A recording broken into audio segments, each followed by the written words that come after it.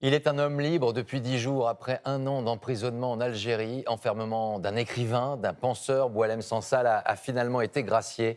Après de multiples tensions, des débats ici en France, après de nombreuses négociations secrètes avec Alger, la médiation de l'Allemagne, l'affaire est aussi l'illustration d'un nouveau chapitre du douloureux roman franco-algérien. Bonsoir Boualem Sansal. Bonsoir. Merci d'être avec nous ce soir pour cette première prise de parole depuis votre libération.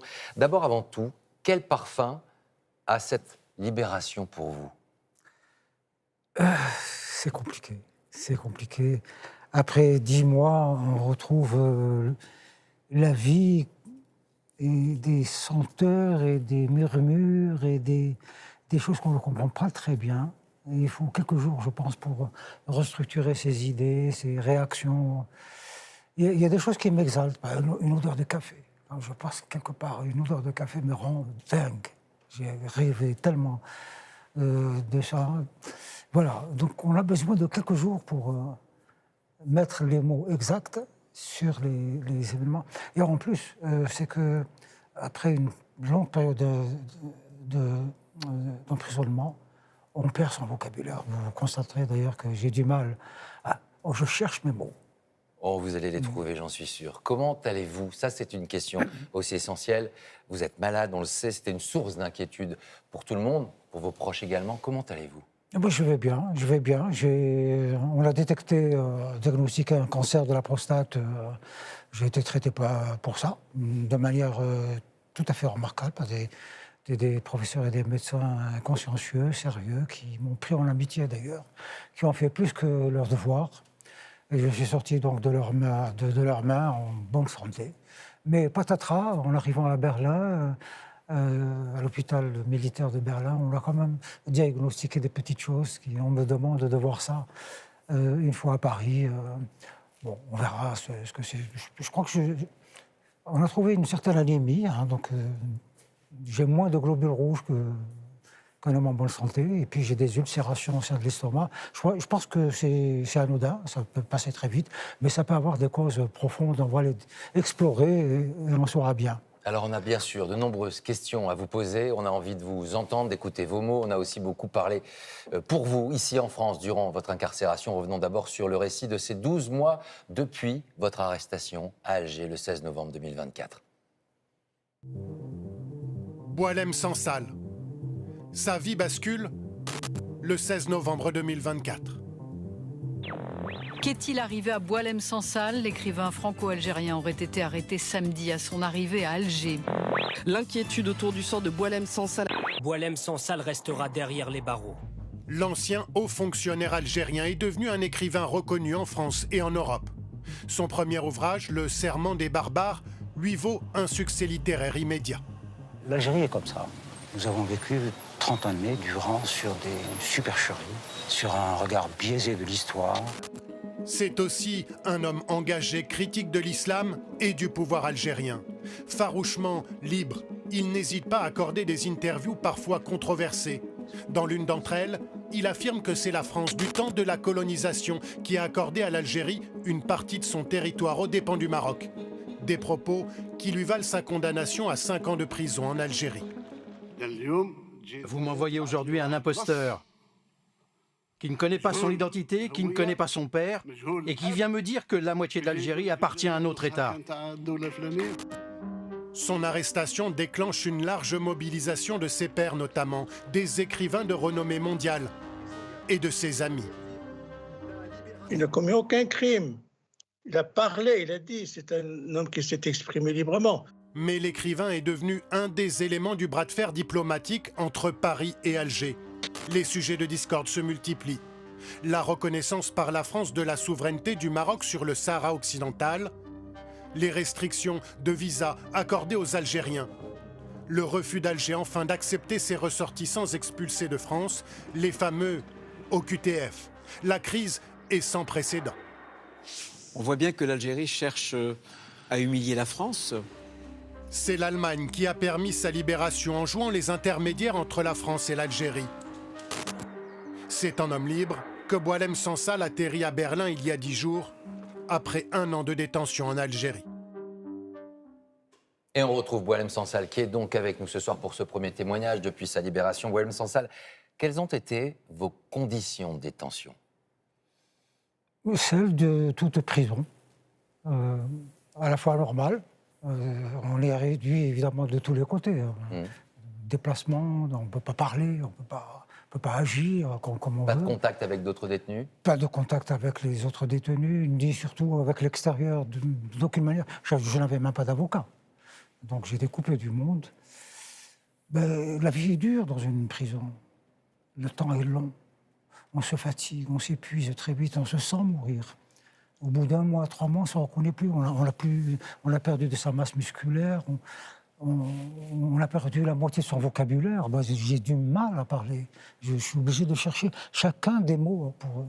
Les relations avec vos geôliers, entre guillemets, les gardiens de prison, ils vous parlaient, qu'est-ce que vous représentiez pour eux? Rien, ils sont très professionnels. Ils vous garderaient comme ils me gardaient, comme ils garderaient n'importe qui. Pas d'échange, pas de dialogue. Pas d'échange, ils viennent, ils ouvrent la grille, ils s'en vont, ils vous remettent en cellule, ils referment, ils partent. Les relations avec les détenus sont beaucoup plus humaines. On est dans la même désespérance. On se retrouve même si en face on a des assassins. C'est une prison, pleine d'assassins, de trafiquants, de toutes sortes. Des gens qui sont condamnés à 20 ans, 30 ans de prison. Est-ce que vous avez pu lire?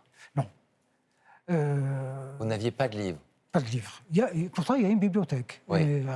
J'ai demandé une autorisation parce qu'en prison, pour faire quoi que ce soit, il faut écrire au directeur. Monsieur le directeur, je sollicite la possibilité de visiter votre bibliothèque et emprunter des livres.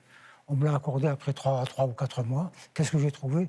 Des livres religieux, essentiellement. Des Corans, des trucs. Et en français, j'ai trouvé des brouillons, des charcutés, pourris, de vieux bouquins bouffés au mythe. Mais bon, voilà, je les ai quand même récupérés et je les ai lus. À l'inverse, est-ce que vous avez pu écrire? Est-ce que vous avez pu écrire? Non, c'est pas possible. On ne peut pas écrire. Vous n'avez pas pu écrire en prison? Je ne pouvais pas, psychologiquement. Écrire quoi? Mon quotidien? Si c'est un journal, on le fait après. Je n'avais pas de... mais je pensais au livre que je ferai plus tard.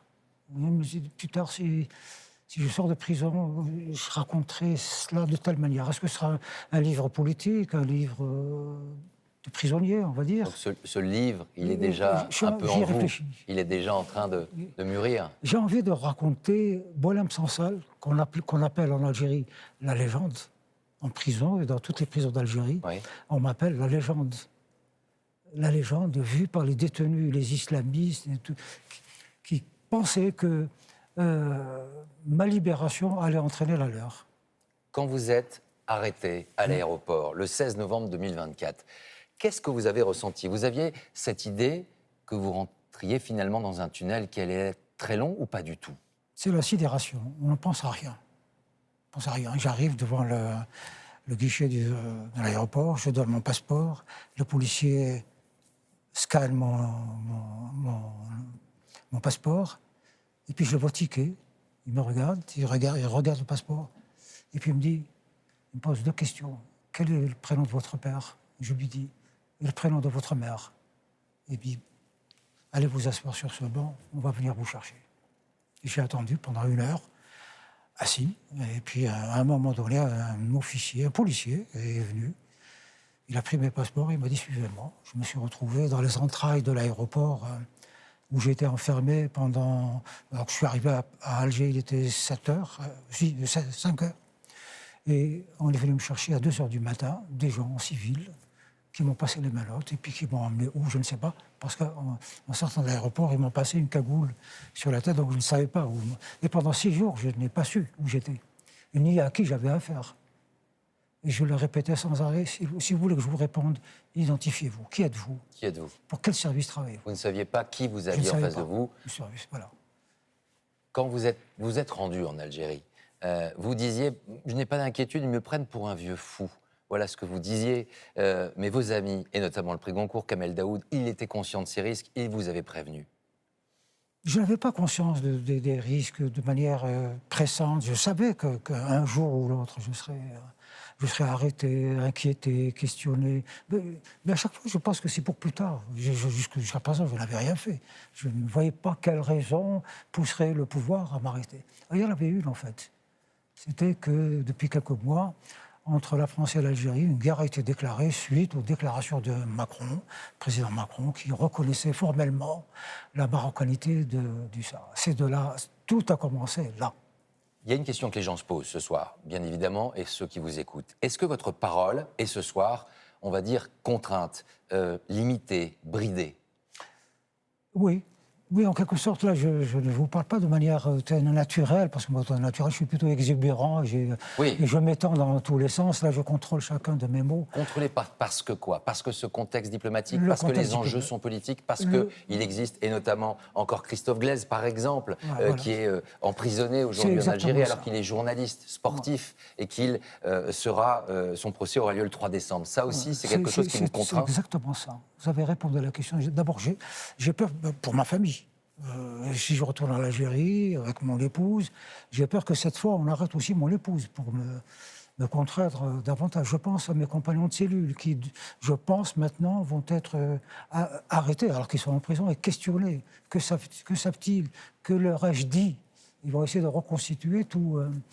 Je pense à Christophe Glaise, et il n'est pas le seul. Il sont plusieurs dizaines de détenus politiques, pour des raisons comme ça, bizarres, on ne sait pas lesquelles. Il y a ça, mais il y a aussi le fait, le contexte diplomatique. Il y a 3 pays qui, en ce moment, essayent de construire quelque chose, je ne sais pas quoi, la paix peut-être, la coopération, la France, l'Algérie et l'Allemagne. Et donc, il faut une certaine prudence. Le gouvernement algérien réagit toujours de manière épidermique. Un petit mot comme ça, et c'est la grande colère. Vous avez entendu tout à l'heure, M. Tebboune, quelle gesticulation il parlait de moi, en me traitant de bâtard, Boualem Sansal, est-ce que vous avez été débriefé par les services de renseignement français? Non, ça je dois dire. Aucun entretien avec eux? Non, absolument pas. J'ai rencontré le président Macron, j'ai rencontré Jean-Noël Barrot, des hauts fonctionnaires du ministère. On a eu des discussions tout à fait normales. Non, j'ai pas été... Ni d'ailleurs en Allemagne, alors que j'étais dans l'hôpital militaire. Revenons sur le jour de votre libération. Comment les choses se sont déroulées? On a forcément envie de savoir qui est venu vous chercher et qui vous a annoncé que vous alliez être libéré. Alors, ma libération était dans les tuyaux depuis mon arrestation. Au moment de mon arrestation, une semaine après, on disait « Mais non, tu vas te libérer dans une semaine. » Et ça, c'est des officiels qui m'ont dit ça. Le juge d'instruction, lui-même, m'a dit « Non, il n'y a rien dans votre truc et tout ça. Vous allez sortir dans une semaine. » Donc, depuis 10 mois, j'ai entendu ça toutes les semaines. Donc, on a tendance, je veux bien y croire. Chaque fois qu'on me disait ça, je veux y croire. Ça veut dire qu'il y a eu des moments... Mais en même temps, je n'y crois pas. Je sais que c'est une... Parce que j'ai d'autres éléments, j'intègre d'autres éléments dans ma réflexion pour croire ou ne pas croire.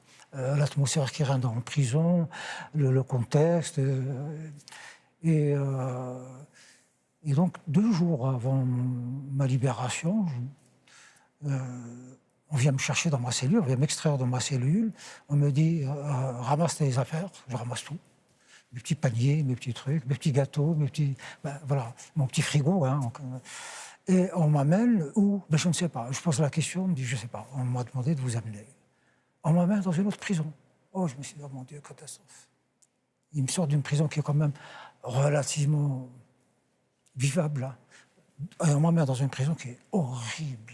C'était à Alger, mais une vieille prison pourrie, salpêtrée de tous les côtés. Et moi, je me retrouve là-dedans, on refait une arrestation. Donc, je remplis des papiers, des empreintes, je signe. Une fois que c'est fini, on me dit, ramassez vos papiers, vos affaires. On va où cette fois? Et il m'amène à l'hôpital. Retour à l'hôpital, où j'ai été. Et là, je m'installe pour la nuit, j'ai mes affaires. Je me couche le lendemain, très tôt. Alors que j'attendais le petit déjeuner, mais enfin, café, morceau de pain. On vient me dire, ramassez vos affaires, encore une fois. Et remballe tout. Et je me retrouve dans une sorte de cour. On me demande de m'asseoir sur ce banc-là. Et je m'assois et j'attends. Plusieurs heures sont passées. De 8h du matin, quasiment jusqu'à 17h. J'ai attendu là. De temps en temps, on me donnait à manger, un café. Et puis, à un moment donné, on me dit, hop, on me met dans un fourgon et on démarre, on s'en va. Je dis au chauffeur, on va où? Il me dit, je ne sais pas. Bon, on roule, je lui repose la question. Il me dit, on va au Boumerdès chercher votre femme. Mais pourquoi? Ma femme, qu'est-ce qu'elle a à voir là-dedans? Pourquoi on va la chercher? Ah, je ne sais pas. On m'a dit, il faut aller. Et puis, à un moment donné, je lui dis, mais ce n'est pas la direction de Boumerdès, là, vous m'amenez où? Dites-moi la vérité. Il ne répond pas. Et là, tout de suite, j'ai compris, j'ai regardé par le petit Vasislas, là, on arrive à l'aéroport. Donc je me suis dit, ils vont m'expulser. Voilà. Là, j'ai compris. Je me suis dit, ils vont m'expulser, mais où, comment, etc. Et vous n'avez eu aucun dialogue avec une autorité algérienne qui vous aurait... Si, la veille... La veille, il y a eu un visiteur de nuit? Voilà, c'est pas un militaire. La veille, j'étais avec mon professeur qui me donnait des instructions concernant la suite. Hein, donc voilà, des trucs, il faut faire ceci, il faut faire cela, très très bien. Et puis à un moment donné, il m'a mis dans un bureau et il y avait un jeune monsieur là-dedans, très autoritaire. Enfin, j'ai tout de suite compris que c'était ou le patron des services secrets, ou en tous les cas, quelqu'un de très important. Qu'est-ce qu'il vous a dit, lui? Très amical. Alors, il disait toujours, dans l'hypothèse où vous sortez, est-ce que vous allez continuer vos critiques sur l'Algérie? Je dis, monsieur, je n'ai jamais critiqué l'Algérie. Je critique un régime, je critique des gens, je critique une dictature. L'Algérie, c'est pourquoi je critiquerai l'Algérie?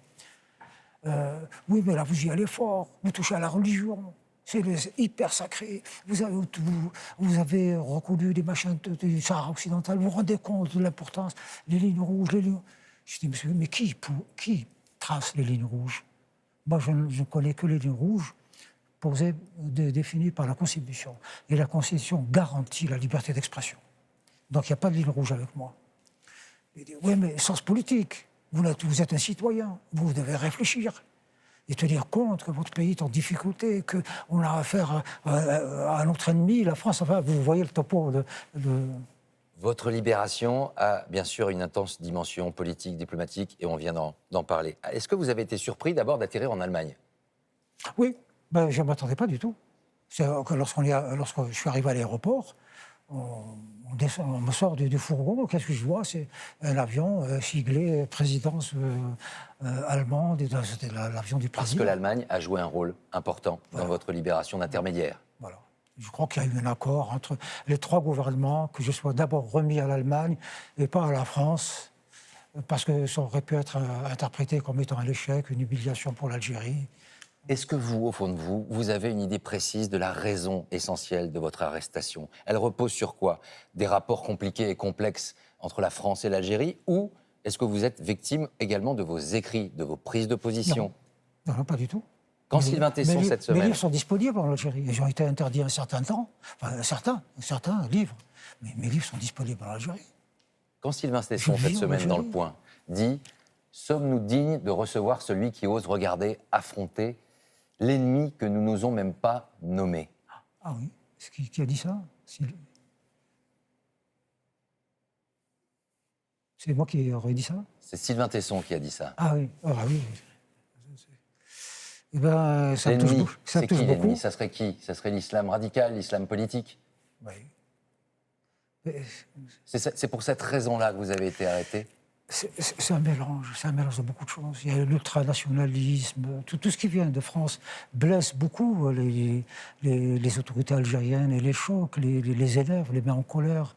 Il y a la question du Sahara occidental, il y a le fait aussi que, mais ça c'est un crime de lèse-majesté, que personne n'oubliera jamais, je suis allé en Israël, et de manière officielle, je ne me suis pas caché, je suis allé en partant d'Alger. Votre libération, elle a été également un enjeu de débat en France, assez passionnel. Si on résume, d'un côté, il y avait la ligne de ceux qui refusaient, je cite, finalement une diplomatie de bons sentiments, qui a incarné le ministre de l'Intérieur à l'époque, Bruno Retailleau, puis de l'autre, une ligne de dialogue où les liens se sont renoués, et la visite de Laurent Nunez prochainement est un signe qui effectivement confirme cette ligne nouvelle. Le président de la République, depuis le G20, il y a quelques heures, affirmé qu'il souhaitait bâtir une relation d'avenir avec l'Algérie. Elle est où votre ligne à vous? Qu'est-ce qu'il faut faire? Moi, je suis depuis toujours pour la réconciliation entre la France et l'Algérie, qui ne s'est pas faite. Elle aurait dû se faire en 1962, comme les Allemands et les Français l'ont fait après la Deuxième Guerre mondiale, malgré les atrocités de la Deuxième Guerre mondiale. On a raté le coche à cette époque, on aurait pu le faire. On ne l'a pas fait, on a reporté ça d'année en année. 60 années sont passées, on est encore en train d'utiliser un discours de la guerre, de libération. Tout est ultra secret, tout est caché, tout est... Vous disiez tout à l'heure que vous êtes entretenu avec le président de la République. Est-ce que depuis votre libération, vous êtes entretenu avec l'ancien ministre de l'Intérieur, Bruno Retailleau? On va se voir, probablement, dans les jours qui viennent. Oui, on s'est téléphoné, c'est mon ami, on s'est téléphoné. Il était évidemment très content de savoir que j'étais libre. Vous ne considérez pas qu'il a été un obstacle à l'époque où il était ministre de l'Intérieur, à votre libération? Je pense oui, d'une certaine manière, oui. Je pense d'une certaine manière, oui, parce qu'il offrait à l'Algérie l'occasion de rebondir sur « Regardez, c'est notre ennemi, il nous déteste, etc. » Oui, mais avec ou sans Bruno Retailleau, ils auraient réagi de la même manière avec n'importe qui. Et ils ont réagi de la même manière avec Jean-Noël Barrot, qui tenait un discours diplomatique. C'est le discours officiel, quelle que soit la personne qui est en face. Boualem Sansal, il y a eu un débat, on a beaucoup parlé pour vous en France. On vous a même lié à l'extrême droite. Ouais. Qu'est-ce que vous en pensez? Vous réfutez cette idée ou finalement... Je ne suis d'aucun parti. Je ne comprends pas. Donc les gens... C'est vrai que j'ai des amis partout, dans toutes les couches de la société. J'ai des amis, évidemment, qui sont qui étaient du Front National, qui sont du Rassemblement National, de tous les partis. Je connais tout le monde. Moi, je ne choisis pas mes amis en fonction de leur appartenance politique. Je suis avec quelqu'un, on passe un petit moment sympathique, on discute, on échange des idées, voilà, et puis on se retrouve pour déjeuner, prendre un café. Je n'entre pas dans ce... je ne suis encarté nulle part, je ne cherche à m'encarter nulle part, je ne brigue rien du tout, je suis candidat à rien du tout, je suis un homme libre et je veux pouvoir parler avec qui je veux. Vous l'avez répété tout à l'heure. Quand je suis parti en Israël, c'est ce que j'ai dit à mes compatriotes. Ils ne voulaient pas parler aux Israéliens. Moi, je veux leur parler. Et je vais leur parler chez eux. Voilà. Et c'est comme avec les islamistes. Je discute avec eux. Je suis allé vers les islamistes et discuter avec eux. Vous faites ça pourquoi? Expliquez-vous. On peut trouver peut-être un terrain. Voilà. Vous n'avez jamais cessé de dire que la France et l'Algérie la France était l'amie de l'Algérie. Ils existent en Algérie aussi, ces hommes et ces femmes qui souhaitent que l'Algérie soit aussi l'amie de la France. Est-ce que vous avez de l'espoir? Est-ce que vous êtes un optimiste aujourd'hui? De naissance. Je suis un optimiste de naissance. Je le sais. Parce que je me dis, d'abord, c'est pas une question, l'optimisme, on le construit. Voilà, l'avenir, on le construit. Donc si on pense que l'avenir arrive par hasard, comme ça, parce qu'on est optimiste, parce qu'on est pessimiste, je crois qu'il y a quelque chose qui ne va pas. On le construit. Moi, je veux que la France et l'Algérie soient de grands amis. Au long de l'histoire, on a passé quand même 1 siècle et demi ensemble. Bien ou pas bien, peu importe, on les a passés ensemble. Voilà, c'est tout. Vous pourrez retourner en Algérie un jour? Mais le plus vite possible, si on me le permet. J'ai dit au président Macron que j'allais rentrer le plus tôt possible, pour quelques jours au moins récupérer mes affaires. Mais mon ordinateur, mon téléphone sont entre les mains de la justice. Je suis complètement dépouillé, là. Voilà, j'ai besoin de ça. J'ai posé la question je l'ai dit au président que j'allais rentrer. Il m'a dit non. Je lui ai demandé à M. Tebboune. Je lui ai dit. Poser la question à M. Tebboune s'il me permet de rentrer, de ressortir. Et il m'a dit, tiens, puisque je le vois en Afrique du Sud, je vais lui demander. On a entendu tout à l'heure que vous disiez que vous étiez en ce moment contraint. La liberté, elle reviendra à travers vos livres. Vous allez reprendre l'écriture prochainement? Oui. C'est sûr, je ne peux pas vivre sans écrire. C'est devenu c'est ma façon de vivre. On est impatient de vous lire. Des mots, c'est d'inventer des mots et de les regarder, se construire, raconter quelque chose, quoi. Merci d'être venu nous rendre visite ce soir. Merci d'être venu sur ce plateau. On suivra bien évidemment vos prochains livres, vos prochains ouvrages. Merci d'être venu nous rendre visite. Je voulais juste savoir, vous vous sentez aujourd'hui très différent d'il y a 1 an? Non, franchement, pas. Cet emprisonnement ne vous a pas écrasé? Il m'a affecté superficiellement pour le moment.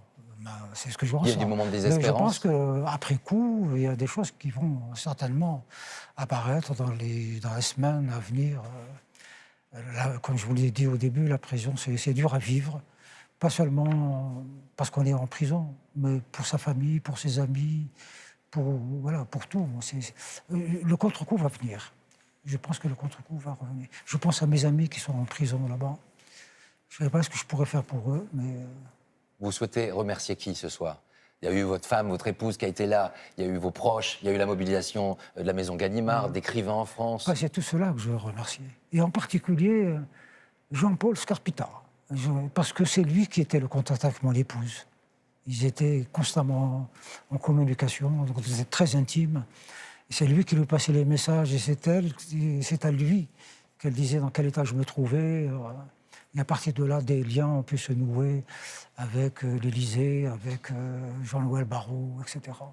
On retiendra votre optimisme et votre liberté retrouvée et votre liberté de parole qu'on retrouvera également à travers les livres. Merci à vous. Merci beaucoup. Merci, à bientôt.